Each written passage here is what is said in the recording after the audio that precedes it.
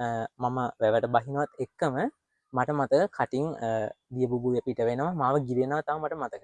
නමුත් මම ඇස්සැරර බලද්දි ඉස්පිරිතාලේ ඉතා දුෂ්කර ප්‍රදේශයක මාව මැසින් ගහලා ඒවාගේම ඉස්පිරිතාලේ තමයි මම ඉන්නේ.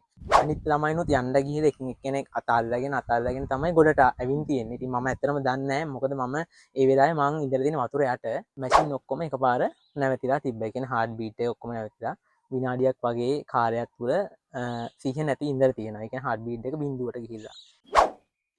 ජෙසිපිටයි හැමෝටම ජෙසිපිට බ්‍රදර් අපි අපේ ජීවිතේ වෙන දේවල් එක්ක ගොඩක් වෙලාවට හිතනවා එක සිද්ධියක් එක්ක සමහර අපිට ජීවිතේ අමාරු තැනකදී අපි හිතනවා මෙතනින් එහාට අපිට ජීවිතයක් නැහැ.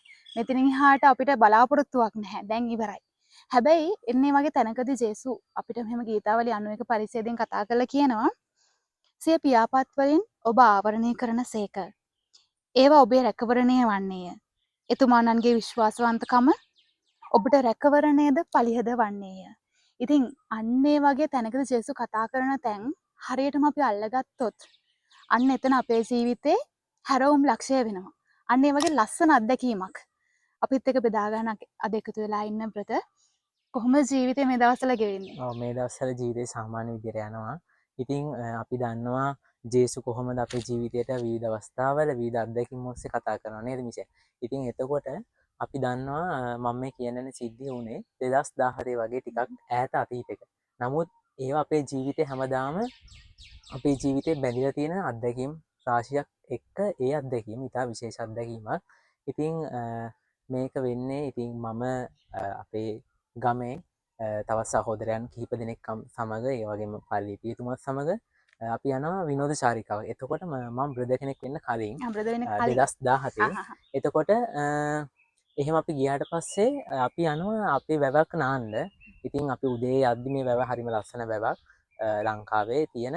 ඉතින් උදේ අපි යනකොට පොඩි ළමයෙකුත් එක්ක අම්මා කෙනෙක් ඒ වැවේ නානවා ඒ වගේම ඇඳුම් වගේක් හොදමින් සිටිනවා අපි දකිනවා. ඉතින් අපි තීරණය කරනවා දවල්ට අපි කට්ටිය එකතු වෙලා ගිහින් ඒ වැවේ නාලා ඉතින් විනෝදයෙන් ඒ චාරිකාව ගත කරගෙන එන්න. ඉතින් ඒත් එක්කම මට එතන තමයි විශේෂ අත්දැකීමක් තියෙන්නේ. ඉතින් අපි නාන්න ළමයි ටික බහිනවා වැවට. ඉතින් මමයි තව මගේ හොඳම මිතුරෙකුයි තමයි අන්තිමට බහින්නේ. ඉතින් මට මතක එතන මාව මම වැවට බහිනවත් එක්කම මට මතක කටින් දිය බුබුල පිට වෙනවා මාව ගිරෙනවා තමයි මට මතක. නමුත් මම ඇස්සැරර බලද්දි ඉස්පිරිතාලේ ඉතා දුෂ්කර ප්‍රදේශයක මාව මැෂින් ගහලා ඒ වගේම ඉස්පිරිතාලේ තමයි මම ඉන්නේ. එතන බ්‍රදර් ඒ කියන්නේ අර දැන් බ්‍රදර් රැවට බහින්න ඇතර බැහැලා නැහැ. ඔව් ඒ කියන්නේ බහිනවත් එක්කම වගේ. ඒ කියන්නේ මට අනිත් කට්ටිය නානවා. ඉතින් අපි විශ්වාස කරන විදිහට එදා මොකක් හරි දෙයක් තිබිලා තියෙන්න වෙන්න පුළුවන්. මොකද අනිත් ළමයිනුත් යන්න ගිහලා එකින් එක්කෙනෙක් අතාල්ලාගෙන තමයි ගොඩට ඇවිත් තියෙන්නේ. ඉතින් මම ඇත්තටම දන්නේ නැහැ. මොකද මම ඒ වෙලාවේ මං ඉඳලා තියෙන වතුර යට. ඉතින් නමුත් මට ඉතින් මේ කතාව කියද්දි ඒ දේවලුත් එක්ක තමයි මම මේ කතා කරන්නේ. ඉතින් ඇත්තටම ඒ විදියට මාව මට මතක දියේ ගිරෙනවා. ඒ වෙලාව මට කර කියාගන්න දෙයක් තිබ්බේ නැහැ ඇත්තටම. ඉතින් අපිත් එක්ක ගිය පියතුමාට නිකන් දර්ශනයක් වගේ වෙලා දේවම්ම කියලා තියෙනවා මෙහෙම මොකක් හරි දෙයක් තියෙනවා ඔයා ගිහින් බලන්න කියලා. ඉතින් ඒ වෙලාවේදී ෆාදර් ඇවිල්ලා ළමයි ටික කොහොම හරි ගොඩ අරන් තියෙනවා. නමුත් මම පේන්නේ ඉඳලා නැහැ වතුරේ. අනිත් යාළුවෝ ටික ඔක්කොම අරගෙන බ්‍රදර් තාම එතකොට අනිත් යාළුවෝ ටික ඔක්කොම ඇවිල්ලා මම වතුර ඇතුළේ තමයි ඉඳලා තියෙන්නේ. ඉතින් එතනදී ඉතින් මම කියන්නේ කොහොමද බේරලා තියෙන්නේ කියලා.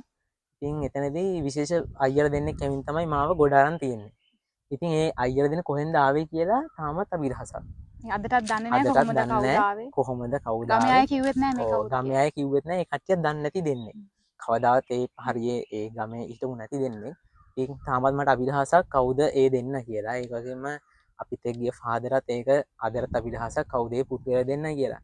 ඉතින් එතනදී තමයි මම කැඳවීම ස්ථිර වෙන්නේ. එතකොට මම බ්‍රදර් කෙනෙක් කියන්නේ මම කලින් කිව්වා වගේම. ඉතින් ඒ අවස්ථාවේදී ඇත්තටම මගෙන් ෆාදර් ළඟටමින් අහනවා ඇඳේ ඉද්දි පුතේ ඔයා අනාගත බලාපොරොත්තු මොකක්ද? ඔයා වෙන්න කැමති කවුද කියලා. ඉතින් මම එතනදී කියනවා ෆාදර් මම කවදා හරි දවසක පියතුමෙක් වෙන්න කැමතියි කියලා. ඉතින් එතනින් තමයි මම මේ කැඳවීම ස්ථිර කරගන්නේ. බ්‍රදර් එතකොට අර මම කැමති දැනගන්න අර දියේ කිරෙන අවස්ථාවේ අපි දන්න අපේ කොහොමද ඒ දැනුණු හැඟීම ඒ කියන්නේ හැඟීම ඇත්තරම හරිම වෙනස් අත්දැකීමක්. නමුත් ඒ කියන්නේ එතනදී ඇත්තටම මට මතක කටින් දිය බුබු යන ඒ කියන්නේ මට එතන ඇත්තටම මොනවද කරගන්නේ කියලා හිතාගන්නවත් බැහැ. මොකද මම සාමාන්‍යයෙන් පීනන්න දන්න කෙනෙක්. නමුත් එතනදී මට හිතාගන්න බෑ මොකද්ද උනේ කියලා. ඒ වගේ මිෂර් තව විශේෂ දෙයක් කියන්න කැමතියි. ඒ තමයි ඒ කියන්නේ මම ඉස්පිරිතාල අරන් ගියාට පස්සේ මැෂින් ඔක්කොම එකපාර නැවතිලා තිබ්බා. ඒ කියන්නේ හાર્ට් බීට් එක ඔක්කොම නැවතිලා විනාඩියක් වගේ කාලයක් තුර සිහිය නැති ඉඳලා තියෙනවා. ඒ කියන්නේ හાર્ට් බීට් එක බිඳුවට ගිහිල්ලා. ඉතින් ෆාදර් බය වෙලා තිබ්බ මොකද දැන් කරන්නේ? දෙමව්පියන්ට මොනවද කියන්නේ? ඒ වගේ ලොකු අත්දැකීමක්. ලොකු වගකීමක්නේ ඒක ෆාදර් ගත්තේ. ෆාදරටත් ලොකු අත්දැකීමක් වුණා ජීවිතේ. එයා තාමත් ෆාදර් මාත් එක්ක කන්ටැක්ට් තියෙනවා. ඉතින් ෆාදරත් අදටත් අපි දැස මොකක්ද මේ දේ ඇත්තටම උනේ කියලා.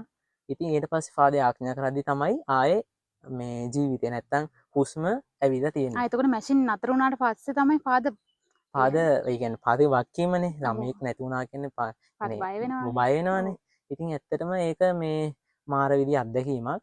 ඉතින් ඊට පස්සේ තමයි මේ කොහොම හරි ගොඩ අරන් තිබ්බේ මේ ෆාදර් ඒ කියන්නේ ඒ අයියා දෙන්න මාව ගොඩ අරන් තිබ්බා. ඉතින් ඒ ගොඩ ගත්තත් ෆාදර් අතන ෂුවර් එකක් තිබ්බේ නැහැ. මොනවා වෙයිද? නමුත් කෙසේ හෝ එතනින් ඒ ජේසු මං කියන්නේ ඒක ජේසුම කරපු දෙයක් වෙන්න ඕනේ. මොකද මේ ඇත්තටම ඒ නිසාත් වෙන්න ඇති මම අද මේ විදියට සහෝදරතුමෙක් හැටියට ඉන්නත් ඒක එක හේතුවක්. එතන තමයි ඇත්තටම දේව කැඳවීම කියන දේ ස්ථිර වුණේ මගේ ජීවිතේ. අපි මං යන කලින් කිව්වා වගේ අපේ සමහරට හැරවුම් ලක්ෂය අපේ ජීවිතේට එන්නේ අපි හිතන්නේ නැති තැනකින්. ඒ වගේ දැන් තරුණයෙක් විදිහට එදා ඒ ගිහින් ආයි නිකන් මැරිලා ආයෙත් ඉපදුනා වගේ හැඟීමක් සමහරකට ජේසු අපේ ජීවිතෙත් අර ඒ වගේ අවස්ථා එක්ක අපිට කතා කරනවා. ඉතින් ස්තුතියි බ්‍රදර් මේ අත්දැකීම අපිත් එක්ක බෙදාගත්තට. ඒ වගේම අපි හැමෝටම අපිව බලන් ඉන්න හැමෝටම ආරාධනා කරන්නේ විශ්වාසයෙන් ඉන්න. ජීවිතේ ප්‍රශ්න අභියෝග ඕනි තරම් එනවා. හැබැයි ඒ තැනදී ජේසු ආට කතා කරලා ඔබට මට කතා කරලා කියන පණිවිඩය මොකක්ද? උන්වහන්සේ අපිට දෙන හැරවුම් ලක්ෂය මොකක්ද? ඒ දේ අපිට තේරෙන ගොඩාක් ජේසු ගොඩාක් දේවල් අපේ ජීවිතේ සිදු කරනවා. ඉතින් ඒ වෙනුවෙන් ඔබටත් ආරාධනා කරමින් අපි අද මේ වැඩසටහන අවසන් කරනවා. ඔබ සැමට ස්තුතියි. ජේසු පිටයි බ්‍රදර්.